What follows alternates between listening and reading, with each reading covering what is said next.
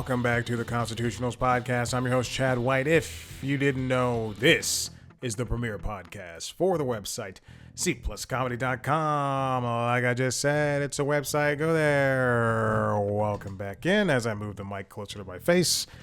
We are here in the throes of what some might call Switch 2 release week. The Switch 2 is out. It came out yesterday. I mean, I was going to record this show yesterday, but I knew I was going to see a movie today, so I said, why not hold off so I could have an extra thing to talk about? Yes, the Switch 2 is out. You know, and the thing is, people thought there are scalpers. There are scalpers.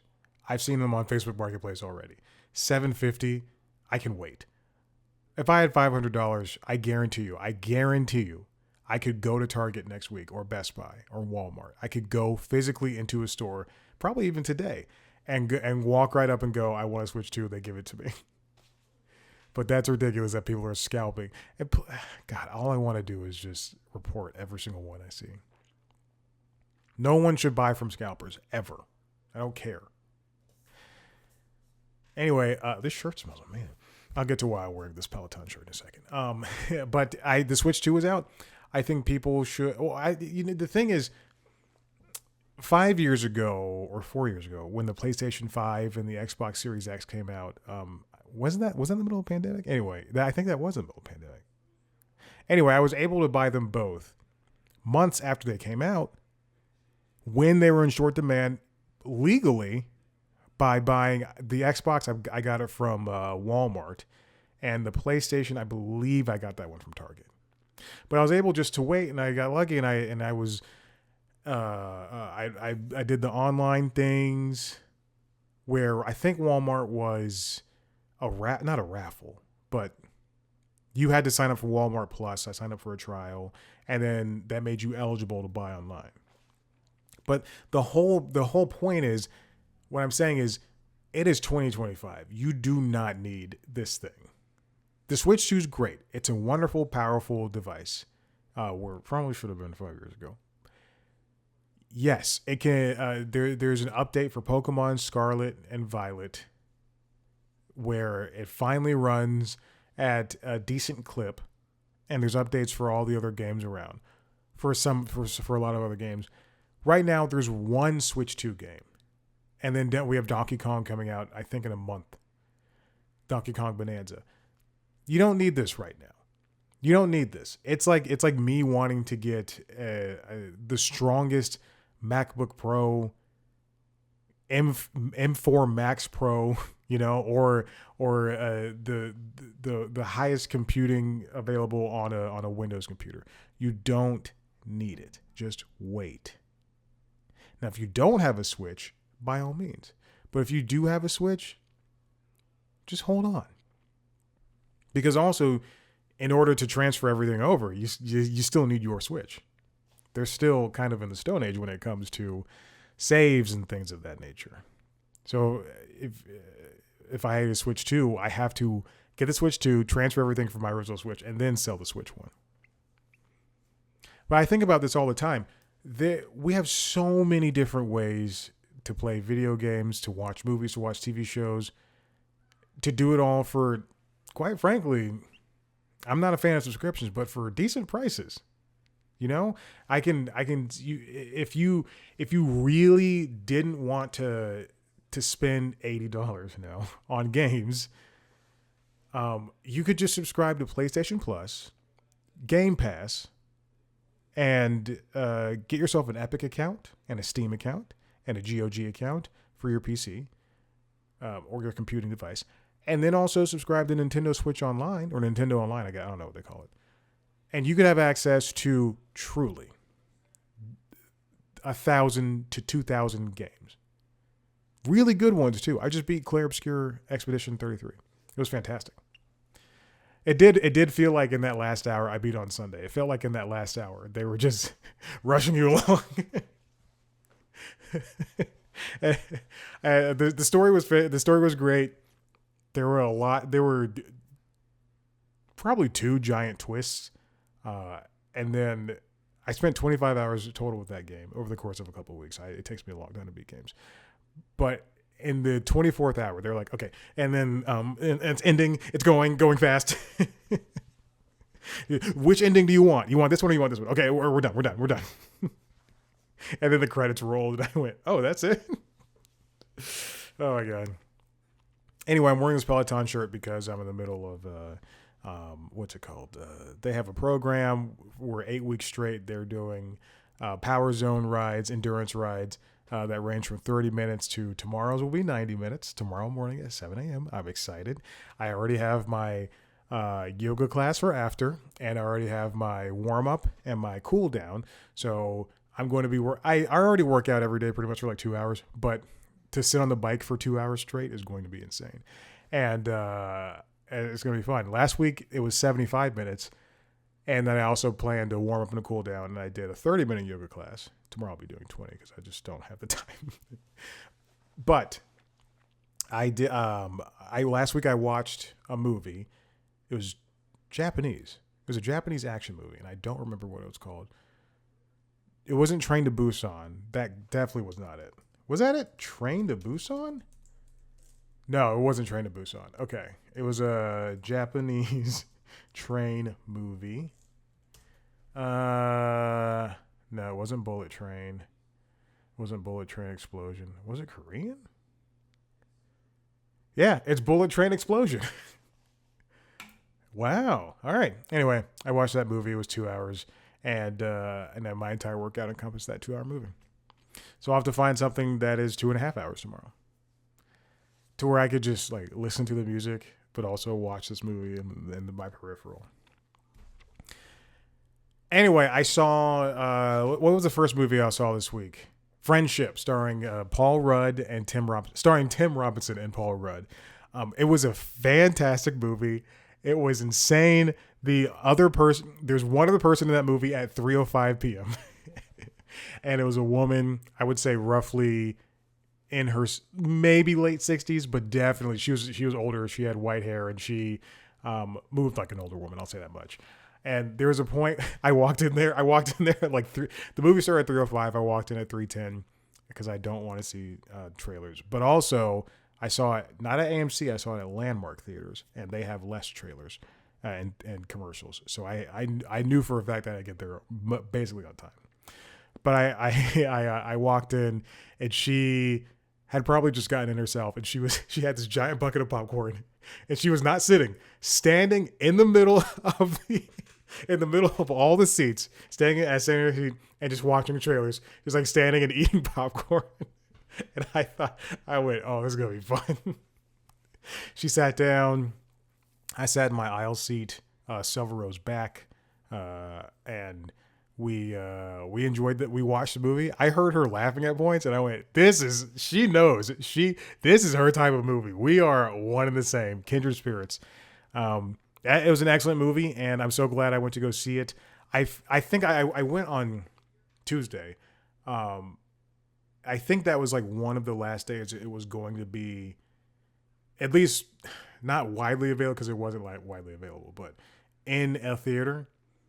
And I didn't want to go at 3:05, but I knew it was going to end around 5, so why not? Then about an hour ago, I got out of The Phoenician Scheme. This is a rare day of opening movie for me. I'm not somebody who likes to go to the movies the day they open, but it was, again, this Landmark Theater in Atlanta, Georgia, by Piedmont Park, only opens on Fridays and Saturdays and Sundays early, before 3 p.m. It only opens early those days. Otherwise, I would have to have gone on Tuesday at like 4 o'clock, which I didn't want to do. It's a fantastic movie. There are 2 other people in that theater. Also, I brought a lunch that first time to see Friendship, and I brought my lunch again, as I usually do, because I bike there. It's fun. And every single one of us enjoyed these movies, and we were quiet the entire time. Even the person during the Phoenician scheme eating popcorn was quiet. Oh my goodness. It's a great way to watch movies. And I had a really enjoyable time. Benicio del Toro was fantastic. The young woman that plays his daughter, Kate Winslet's daughter in that. Her name is Mia Threepleton or something like that. I don't know. But that's Kate Winslet's daughter. She did fantastically. Everybody was so good. It was. I think I will say this. It was Wes Anderson's funniest movie in a long and a couple of movies. Like laugh out loud funny. Usually I'll laugh, like at Asteroid City. I sat there and I chuckled a couple of times and. But I'm saying, and the French Dispatch, I chuckled and there's some guffaws and everything. But there's a moment where Tom Hanks and Bryan Cranston show up, and it made me just giddy with delight. I enjoyed it. Anyway, Phoenician Scheme, Friendship, fantastic. I'll be seeing Ballerina next week. That'll be at AMC on a Tuesday at 10:15. I can't wait. I love a morning movie. It's my favorite thing. Take Maverick to the dog park, bike over there. I'll be done by 12:30. Are you kidding me? Come back home. I can get some work done. All right. Speaking of movies, this comes from the Hollywood Reporter, written by Etten Vlessing. AMC theaters to run commercials ahead of movies along with trailers. We've come to this point where AMC needs more money, and we're going to see more commercials before movies, which is something that I'm not a huge fan of, which is why I already walk into AMC movies. Ooh, that's a big dog bark. Why I walk into AMC movies about 20 minutes late, because I just don't want to see trailers I've already seen. And I don't want to see commercials.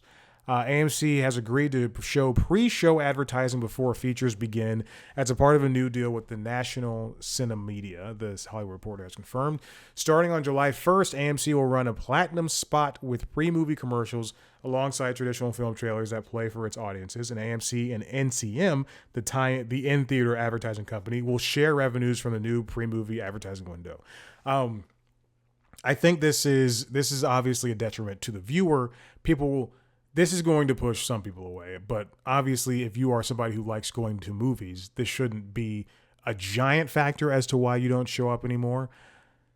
I do think that this is a necessary evil, to borrow an overused phrase, because people just aren't going to movies anymore. And unless Sinners did well. Great. I'm happy for that, but we need to have that across the board for every single movie, not just Sinners and Mission Impossible and Lilo and Stitch, but for, quite frankly, every single movie, for Friendship, for I Killed a Unicorn. Is that what it's called? The Unicorn? I don't know. The one with Rachel Zegler. For Snow White, for things that are good and bad, quote unquote. And that way we would have avoided something like that, but like these commercials. But now we're just getting this, and AMC AMC did say that they were reluctant to do that to the theaters, but this is just something that has to happen. Hopefully it won't be 2, 3, 4, 5 minutes of commercials. Hopefully it's just something that's quick and harmless, but I don't think it's going to be that. I don't think it's going to be that, and it's something that's going. Oh my goodness! Unveiling the NCM could not be reached for comment, but when unveiling its recent first quarter results, NCM indicated it had struck a new long-term agreement with AMC theaters to run through 2042. Wow! So we could be seeing these commercials for a very long time. Yikes! Anyway, I understand people were like, we shouldn't be giving more to capitalism, man. The thing is, if we played along the first time, then maybe this wouldn't have happened. I don't know. I don't know the answer. This next one comes from Eurogamer. It's written by Matt Wales. God damn, this is old. Microsoft's Xbox handheld reportedly sidelined as it focuses on third-party portable devices. Microsoft was admittedly, building a portable Xbox of some sort, it was probably going to be a PC-driven handheld, much like the Steam Deck. In my head, I thought the Steam Deck was right here, and then I realized it wasn't. So I was going to grab it and hold it up, but it wasn't. Asus was going to provide basically the shell of it and everything, and that would have been, well, Asus was going to be what it was going to be built off of, that base, but that would have been excellent. But as we've seen in these past couple of months, in these past couple of years, along with things like the Lenovo Legion Go or the Lenovo Legion Tab or whatever the big one is, the bigger one, the Go, and the other PC handheld tablet gaming devices, Windows is not really suited for the portable format, and that's what Microsoft is going to be doing, is really upping the game when it comes to implementing the Microsoft's platform onto portable devices. Recently, Valve has released a Steam format. I don't know what it's really called, but a Steam format for Linux format for open it up to different devices, including the Lenovo Legion Go, or Go S, I don't know, which now sells a version with that Linux Steam platform. And it's great. It's much better than the Windows version of that same tablet. There's going to be 4 SKUs of that. And 2, I believe, are the Steam, or one is Steam based. But Microsoft has sidelined this thing, including what they called Asus's Project Keenan, which was supposed to be coming this year. Back in 2017, Phil Spencer, who's the boss of Xbox, said that Microsoft had roughly designed one in the past, and it's a subject he's repeatedly returned to in recent years, fueling speculation the project has been revived. Then in March, Windows Central reported Microsoft had settled on a multi-pronged handheld strategy and would be teaming up with third-party release an Xbox-branded portable gaming PC this year under the name Keenan, while it was worked on internally, developed device to release alongside an Xbox Series X and S successor in 2027. But now those claims have been retracted. It's been sidelined, and we're probably not going to see this thing. What I would love for Microsoft to have done is, if they want Xbox everywhere, Sony is trying to release a portable PlayStation of some sort. They're going to get back to their PSP, PS Vita roots in some form or fashion and release a portable PlayStation. Whether it be next year or the year after that, is little to known. Little to be known. Little to known. Title of the episode. And it seems like they want to compete against not just the Switch, but also these other handheld PCs that are gaining steam. I'm using a lot of puns today, and I just don't like it. That's not my style. The thing is, I don't think as many. I'm on Facebook Marketplace a lot. I see a lot of PlayStation Portals on sale. I don't think that a lot of people, while the want is there, I don't think a lot of people are going to be out searching for a portable PlayStation anymore. I think that since we have these devices like iPads and like these very expensive phones, which my screen is now cracked again. Every single year for the past 3 years, I've cracked my screen around this time. It's very true. I had to, and just to fact check that, I had to go to my email and double check the last time I went to Ubreak iFix, and yep, June 16th was the last time I got this fixed of last year, which is unfortunate. But and it's especially in the use case of playing games on the go. I don't think I watch, I mentioned this in the Late Night Lately I just recorded, but I think everybody doing YouTube is just fake. I think every single person is fake. And I've unsubscribed from a lot of people, and I used to follow a lot of tech channels, but now I don't, because quite frankly, I find them annoying. If you put your face in your thumbnail with your mouth open. You put your face in your thumbnail, period. I'm not going to watch. Whether you review tech, whether you do outdoor stuff, whether you do home tours, we're done. News, we're done.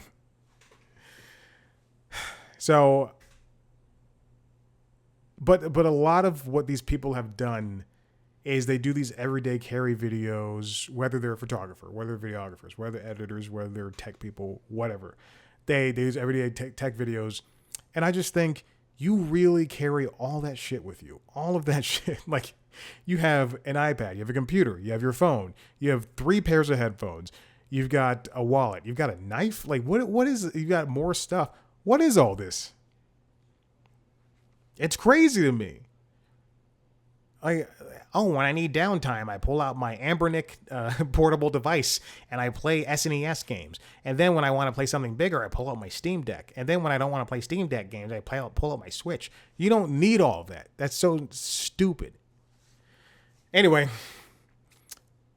oftentimes, so I say all this because NVIDIA finally released a GeForce client for Steam and for the Steam Deck in particular, to where now I don't have to put, a Chromium based application in my Steam for that on my Steam Deck for the GeForce Now. And GeForce Now is some games on your PC, some games for Xbox Game Pass. If you subscribe to that, you can play over the cloud for an hour for free, or if you pay for it, you can play for, I don't know, a couple hours, whatever.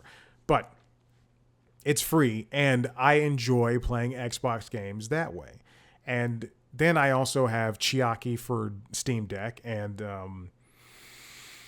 Greenlight for Steam Deck, and those respectively allow me to play PlayStation 5 and Xbox Series X. And while those two are much more spotty, it's still a great way to have those consoles available to me in my hand, as opposed to buying some device that is only locked in on those systems. Like, I would hate to have an Xbox branded handheld PC like device that, yes, can download Game Pass games, but also sometimes it works with Steam, or you have to do this back end thing to work with Steam. No, I want to be able to access everything all the time.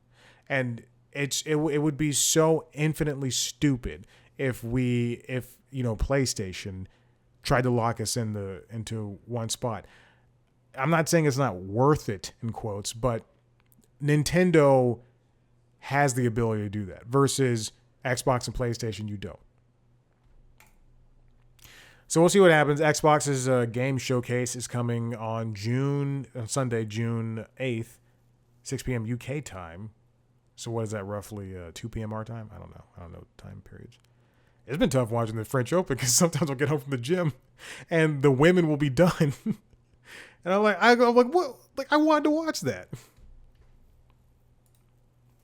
All right, this next one comes from Hollywood Reporter, written by Alex Weprin and Tony Maglio. ESPN will look quite different next week. ESPN is doing just basically closed its LA offices.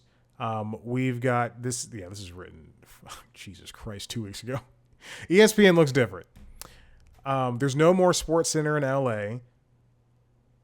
Scott Verrett his contract's not been renewed, and he's probably going to be gone after 25 years. Around the Horn is done. Everything is basically moved to Bristol, and we're just seeing a smaller ESPN, what they would call more lean. What people who probably work there and inside of the industry will probably say they want ESPN and Disney want more with less. ESPN's trying to be modernized. They're trying to basically make ESPN, I don't know, a watered down version of what it used to be. Morning shows like Get Up and First Take will continue to shoot in New York, but there's only a couple of DC shows, including Scott Van Pelt's Sports Center, which shoots at midnight, which airs at midnight rather, and Pardon the Interruption, which also uses the same DC studio. But again, LA is gone. They're done with that. Disney's Bob Iger, because Disney owns ESPN, in Manhattan earlier in May said, and ESPN chief Jimmy Pietro said the company is hard at work on an interactive, customized version of the sports highlight show, SportsCenter, that can be tailored to every single user based on their favorite teams, leagues, or players. What I feel like is, yes, they're trying to make ESPN and SportsCenter as a whole. They're trying to make these platforms a lot more modernized, but they're also trying to gamify everything. And this is where this focus on bets and stuff has come in, and it's become unfortunate. And they're doing this AI thing that's going to be cropped up, and it's going to be a big part, I feel, of this new ESPN app that is coming at some point later this year. ESPN Plus is going to still exist, of course, alongside Disney Plus and Hulu, but we also have ESPN within the app. ESPN's not abandoning its studios, but the mix of those shows and where they live is going to change. There's going to be a TikTokified version of SportsCenter that streams for Disney Plus. I believe that's SC30 or something like that. I see it passed by on Disney Plus. I'm like, take me to The Simpsons, take me to Doctor Who. I don't give a heck about this thing. Prominent people like Stephen A. Smith and Pat McAfee are going to be basically the coverage of what ESPN is, and TNT Sports' Inside the NBA is going to join the channel for occasional pregame coverage for NBA. But they're going to be doing half the work, essentially, which really sucks. I don't know what. Speaking of Stephen A. Smith, I'm not a fan of that guy. The Mad Dog channel, if you didn't know, it was announced this week on Howard Stern's show that Stephen A. is getting 2 new shows on Mad Dog's channel, and with that, one show had to be canceled. And now they are basically in a feud. Michelle Beadle, I believe, and her co-host with Stephen A. Smith, and Stephen A.'s centrist, center-right attitude is just it's just piss poor. I don't like him at all, and I don't care what he has to say. There's not. I will say that there's not a single person on ESPN that I trust, except for Scott Van Pelt. Never mind. There's one single person I like. Everyone else can go eat a bag of rocks. And it's unfortunate the Inside the NBA crew has to join these bozos. I do like Maria Taylor. No, wait, she's on in NBC. Well, also I know her, but it's regardless of that, it's insane. ESPN,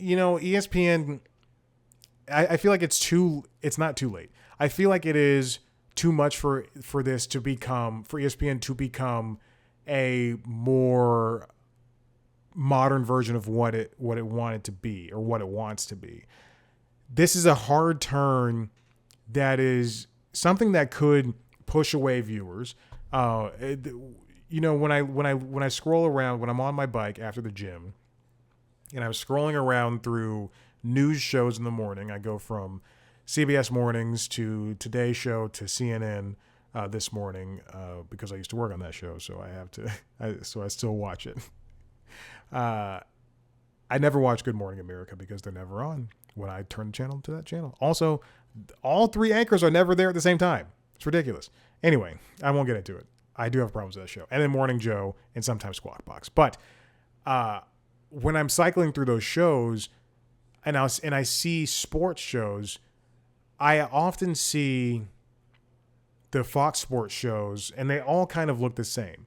And by that I mean they're not overly produced. Whereas and sometimes, and this happens on ESPN as well, sometimes it'll be a televised radio show, which I think is what all of these shows should be. It's a televised radio show, and then they'll show, the phone line, and somebody will be talking, and it'll just be a long shot of that. I think that's where these shows work their best. You don't need to capture someone's attention all the time with graphics and yelling and hot takes and all this stuff. These shows, I believe, live better when they're just radio shows for 3-hour blocks and it's just people talking. A lot of times, this ESPN radio, I feel, and I'm not somebody who listens to ESPN radio quite often, but I feel like it's a much better platform than what ESPN is at all, period. Anyway, they're all in Bristol, Connecticut now, and that's where that's where they've been the entire time. But now it seems like the focus is on there to do everything cheap. And when the NFL Network moved from New York to LA, and they kept half a studio for Peter Schrager and Kyle Brandt, it didn't work. The transition still felt off. It was kind of like I did for Global Running Day this week. Peloton had 6 instructors teach a class, cycling in and out between London and America and New York. Between they would go New York, London, New York, London, New York, London, and watching those people interact with each other. It was as if they'd never spoken to each other before in their entire fucking lives. And it was so stupid for me to be on my treadmill and for somebody to be like, and try to tell a joke. Meanwhile, Gotham is on my phone and I'm just watching that the entire time. Gotham is so good. I love Gotham. I wish I wasn't watching it as I was working out. I could stop, but I'm not going to. Because now I'm in season 4. I'm almost done with the show. I'm in the middle of season 4. Every time I watch it, my heart starts beating fast and I have to get up. All right, this final bit comes from my friend Kayla Cobb. Not my friend. Over at the Wrap. Why adult animation might be saving TV. Well, I have a different water bottle over here. It's a Yeti. And no big deal. But I put a lot of stickers on it. But anyway, it's so hard to open. This is the one I took to the movie theater. It's hard to open, so I can't just drink water versus the Hydro Flask, which is over there. I could just sip water. The sun is shining. I want to go to the pool. I got to hurry this up. I want to go to the pool and just lay down for a second before I watch the new Predator movie. It's called Killer of Killers. Predator, Killer of Killers. It's an anthology. I'm excited. I'm going to have a burrito. I'm going to watch the movie. People are out. I live next to bars. People are out. I hear them every night. Meanwhile, I'm like, I got to watch this movie. I got to play Claire Obscure. I'm silly.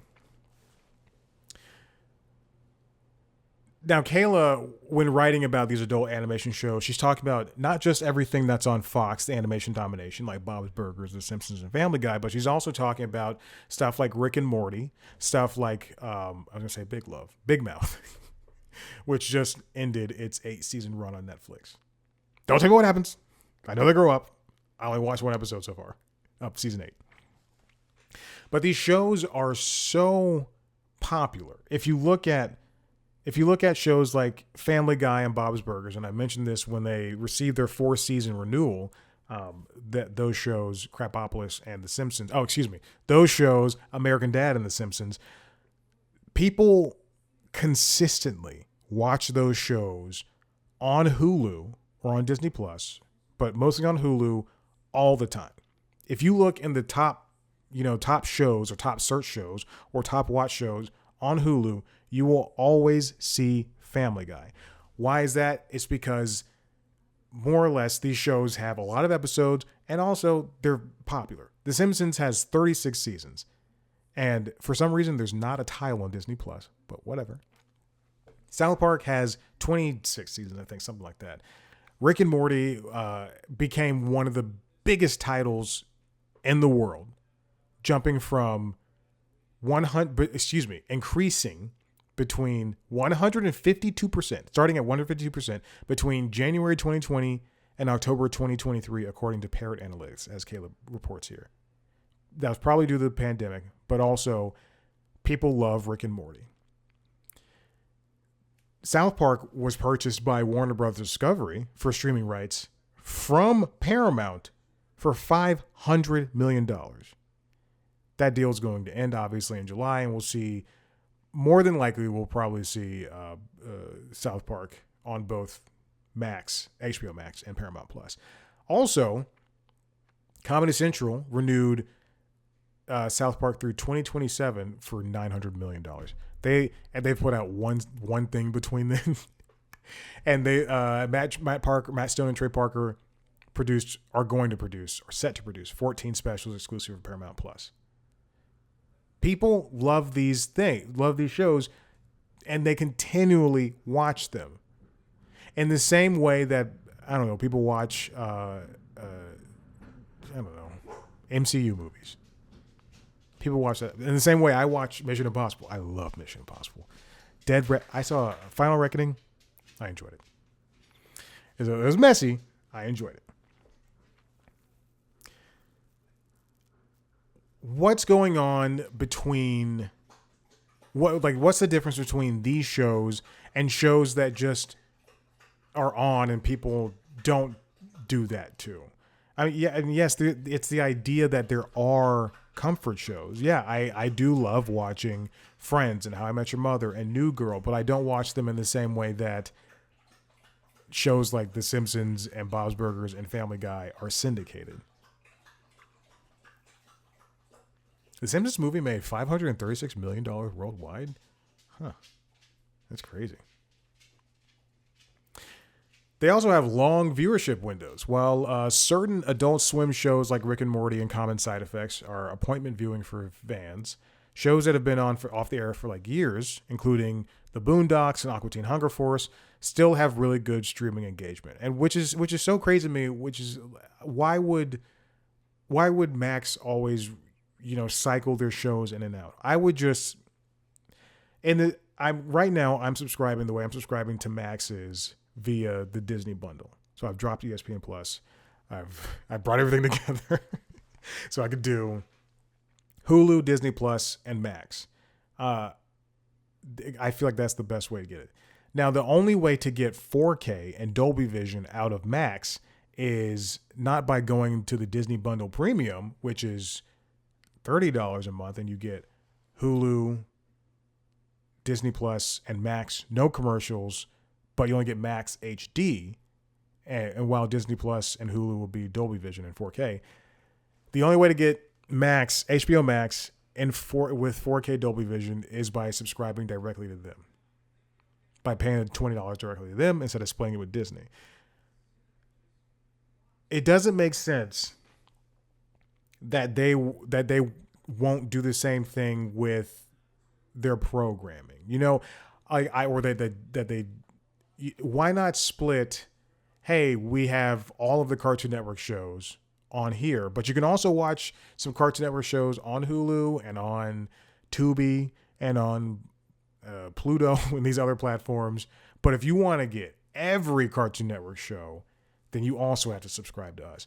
I don't think, as somebody who came from that company, why don't they do that?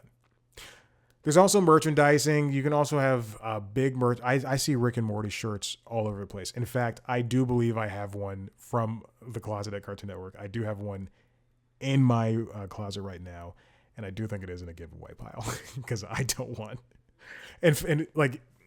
This Peloton shirt is something I would wear because it's so sleek, and I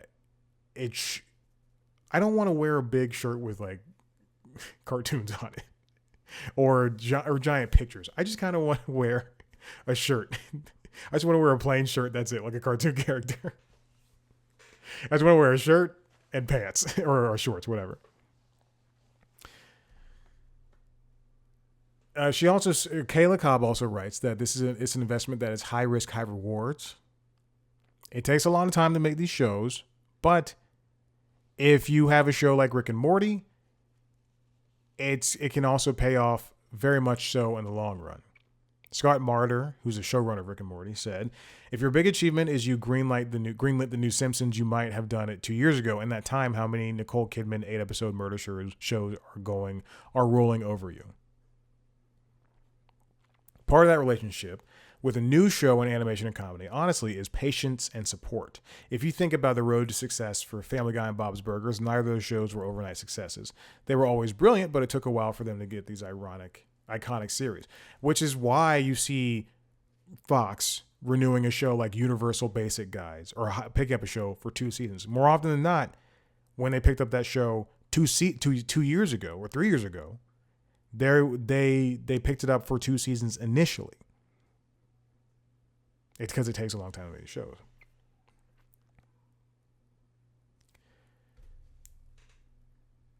Anyway, they're trying to find, especially with these new animated series like Rick and Morty, you have to find these newer people ahead of time because we have shows like The Simpsons and Family Guy and Bob's Burgers that could end at the end of this 4-season renewal. They could end in 10 years. When these shows are done, they're going to be done. And then where will that leave Fox and Adult Swim and Netflix in the interim? Also, people just like watching this stuff. I know I do. That's why I watch The Simpsons every day. That's why when it comes time to make dinner and I just want to have something on in the background, I turn on YouTube TV and guess what's playing at 6 p.m.? Family Guy, Bob's Burgers, both on FX and Comedy Central. I don't know what networks they play on.